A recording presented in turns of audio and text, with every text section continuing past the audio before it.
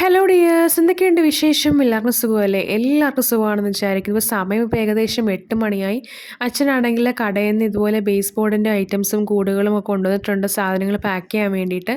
അപ്പം നാളെ പോകാനുള്ള കുറേ ഐറ്റംസാണ് ഇരിക്കുന്നത്. അപ്പോൾ അതെല്ലാം ഞാനിങ്ങനെ സെറ്റ് ചെയ്ത് നിരത്തി ഇങ്ങനെ പാക്ക് ചെയ്യാൻ വേണ്ടിയിട്ട് വെച്ചിട്ടുണ്ട്. നമുക്ക് ഈ ഒരു ബൾക്ക് ഓർഡറും പിന്നെ വേറെ 2 കുഞ്ഞ് ഓർഡേഴ്സും ഉണ്ടായിരുന്നു. കുറച്ച് മാലയും കമ്മലിൻ്റെയൊക്കെ ഓർഡേഴ്സ് ഉണ്ടായിരുന്നു. അപ്പോൾ നമ്മളിതുപോലെ കമ്മലുകളെല്ലാം ഞാനിങ്ങനെ എൻ്റെ ഒരു ബ്രാൻഡിൻ്റെ കാർഡിലോട്ട് ഇങ്ങനെ കയറ്റി വെക്കുകയാണ്. അപ്പം ഞാൻ സത്യം പറഞ്ഞാൽ ഒന്നെങ്കിൽ നമുക്ക് ഈ കാർഡ്ബോർഡിൻ്റെ പ്ലെയിൻ ഷീറ്റ്, വൈറ്റ് ഷീറ്റ് നമുക്ക് വാങ്ങിക്കാൻ കിട്ടും. അല്ലെങ്കിൽ അതിൽ കൊളുത്തി വെച്ചാലും മതി. എനിക്ക് ശരിക്കും പറഞ്ഞാൽ അത് വാങ്ങിക്കാനുള്ള ടൈമൊന്നും ഇല്ലായിരുന്നു. അതുകൊണ്ടാണ് ഞാൻ ഇങ്ങനെ അങ്ങ് പഴയ കാർഡുകളാവട്ടെ, ഞാൻ ഉപയോഗിച്ച കുറച്ച് കാർഡുകളാണ്. എക്സിബിഷനൊക്കെ പോയപ്പോൾ ഇങ്ങനെ കുത്തി വെച്ചിരുന്ന കാർഡുകളൊക്കെയാണ്. അപ്പം അതിലിങ്ങനെ കുത്തിയ പാടുള്ളതുകൊണ്ട് നമുക്ക് കൊടുക്കാൻ പറ്റത്തില്ലല്ലോ. അപ്പം ഇതാകുമ്പോഴത്തേക്ക് നമുക്ക് ഇയറിങ് വെച്ചങ്ങ് കൊടുക്കാമല്ലോ അങ്ങ്. അപ്പം നമ്മൾ അങ്ങനെ ചെയ്ത് കൊടുക്കുകയാണ്.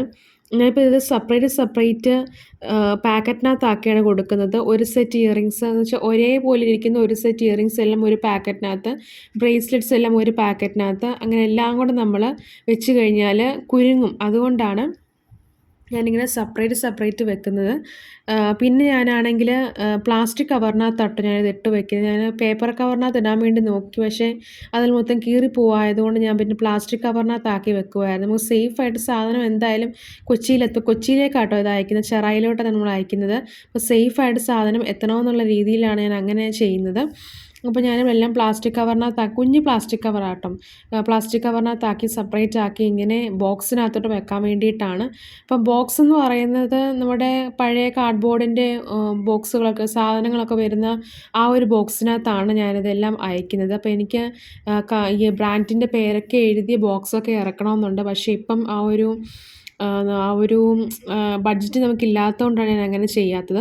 അപ്പം പിന്നെ അഡ്രസ്സും കാര്യങ്ങളൊക്കെ അവർ നേരത്തെ തന്നിട്ടുണ്ടായിരുന്നു. അപ്പോൾ അതെല്ലാം ഞാനിങ്ങനെ എഴുതുകയാണ്.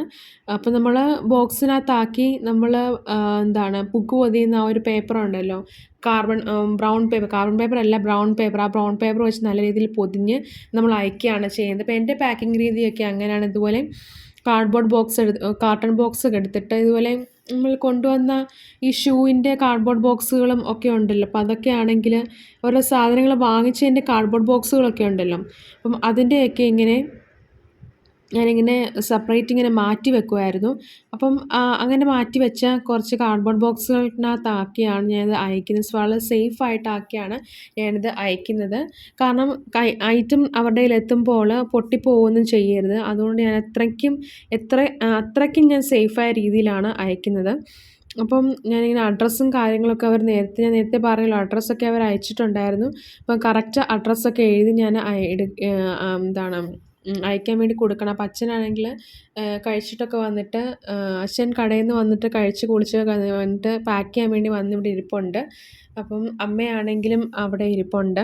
അപ്പോൾ ഞങ്ങളെല്ലാവരും ഒരുമിച്ചാണ് സത്യം പറഞ്ഞാൽ പാക്ക് ചെയ്യുന്നത്.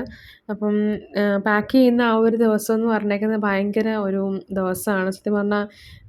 നമുക്ക് തന്നെ ഇപ്പോൾ ഒരുപാട് ഓർഡേഴ്സ് ഉണ്ടെങ്കിൽ തന്നെ, ഇപ്പം എനിക്ക് ആദ്യമൊന്നും അങ്ങനെ ഓർഡേഴ്സൊക്കെ ഒന്നും കിട്ടത്തില്ലായിരുന്നു. പിന്നെ നമുക്ക് ഓർഡർ വരുവാണെങ്കിൽ എല്ലാം കൂടെ ഒരുമിച്ചായിരിക്കും വരുന്നത്. അപ്പം വന്നില്ലെങ്കിൽ അതുപോലെ തന്നെ. അപ്പം വരുന്ന ടൈമിൽ നല്ലപോലെ ഓർഡേഴ്സ് കിട്ടാറുണ്ട്. അപ്പം നമ്മൾ കൂടുതലും ഹാൻഡ് മെയ്ഡ് ജ്വല്ലറീസാണ് സെല്ല് ചെയ്യുന്നത്. അപ്പം ഞാൻ ബ്രേസ്ലെറ്റ്സ് ആദ്യം വെക്കുന്നുണ്ട്. പിന്നെ നമ്മൾ കുറച്ച് ഹൂപ്പ് ഇയറിങ്സ് വെക്കുന്നുണ്ട്. പിന്നെ നമ്മുടെ ഷുഗർ ബീഡ്സ് വെച്ചുള്ള ഹൂപ്പ് ഇയറിങ്സ് വെക്കുന്നുണ്ട്. പിന്നെ അഗേറ്റയുടെ ബീഡ്സ് വെച്ചുള്ള മൾട്ടി കളർ ബീഡ്സ് വെക്കുന്നുണ്ട്. അപ്പോൾ ഇത്രയുമാണ് നമ്മുടെ നാളെ പോകാനിരിക്കുന്ന ആ ഒരു ഓർഡേഴ്സ് എന്ന് പറഞ്ഞേക്കുന്നത്. അപ്പം നമ്മുടെ പാക്കിംഗ് എല്ലാം കഴിഞ്ഞു. അപ്പം ഇത്രയും ഐറ്റംസാണ് നമ്മൾ സോൾഡ് ഔട്ട് ആയത്. അപ്പോൾ നിങ്ങൾക്ക് എല്ലാവർക്കും ഈ ഒരു വീഡിയോ ഇഷ്ടമായെങ്കിൽ ചാനൽ സബ്സ്ക്രൈബ് ചെയ്യാനും വീഡിയോ ലൈക്ക് ചെയ്യാനും ഷെയർ ചെയ്യാനും കമൻറ്റ് ചെയ്യാനും മറക്കല്ലേ. താങ്ക്